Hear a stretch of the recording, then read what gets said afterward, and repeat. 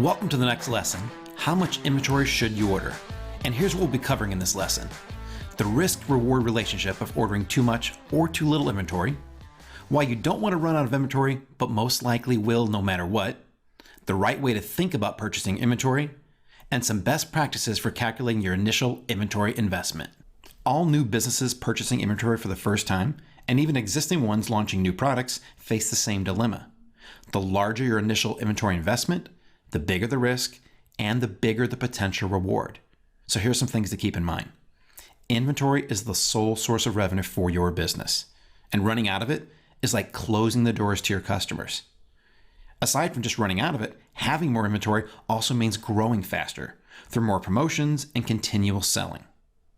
On the other hand, the risk is real, and the fear most new sellers have is, what if the inventory doesn't sell and you're stuck with it? Well, if you followed the product selection process the way we've taught you to, that's highly unlikely to happen. And the worst case scenario, you run a fire sale and you make most, if not all, of your money back.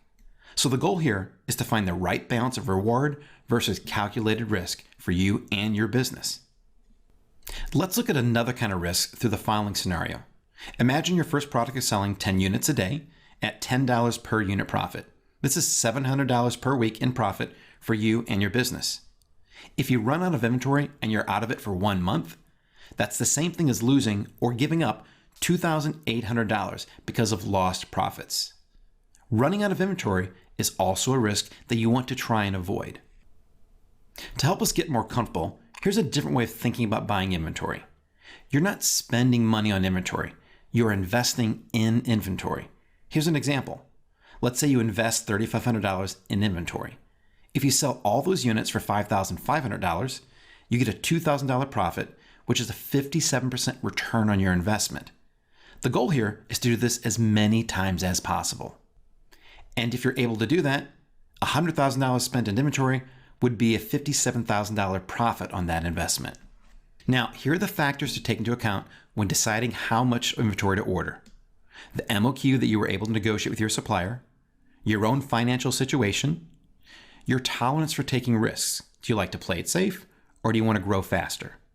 And your level of confidence in your product versus the competition.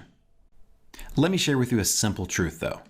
More than likely, the quantity of your first order will be the MOQ that you negotiated with your supplier, as long as you have the resources. This is what the majority of new sellers do. However, if you have a higher tolerance for risk, a high level of confidence, and the resources to do so, you might decide to purchase more in order to grow faster. This is called taking a calculated risk. Now, using the product criteria that you've been given, here are some real numbers that you can use as a rule of thumb. 500 units is a good goal for starters, but it may not be possible if you have a more expensive product. This allows you to sell 50 to 100 units at a steep discount during your initial launch and also have a decent amount of inventory left over. You need to be able to spend some money on advertising, both during your launch and after. Between $100 and $200 is a rough estimate. Now, you also want to make sure that you don't run out of stock too soon after your launch, even though you need to be aware you most likely will, and this is totally okay. Almost everyone runs out of inventory after their first inventory order. Most people even after their second, because by the time that you see how well your product's selling, the amount of time it takes to restock has already passed, and that's okay. It means that you've done something really well and you've found a good product that has a ton of potential.